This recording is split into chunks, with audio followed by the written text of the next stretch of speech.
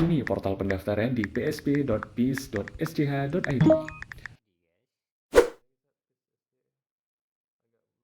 Buat akun atau login.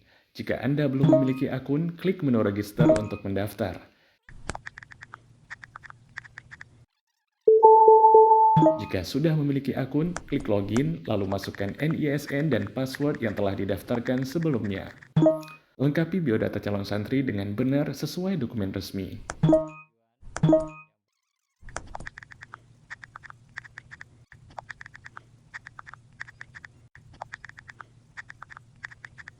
Unggah dokumen pendukung, unggah resi biaya pendaftaran.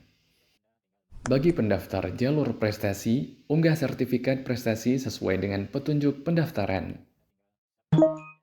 Isi dengan lengkap biodata orang tua atau wali calon santri sesuai yang tertera pada formulir. Lanjutkan dengan mengisi informasi alamat, riwayat sekolah, dan riwayat kesehatan calon santri secara rinci.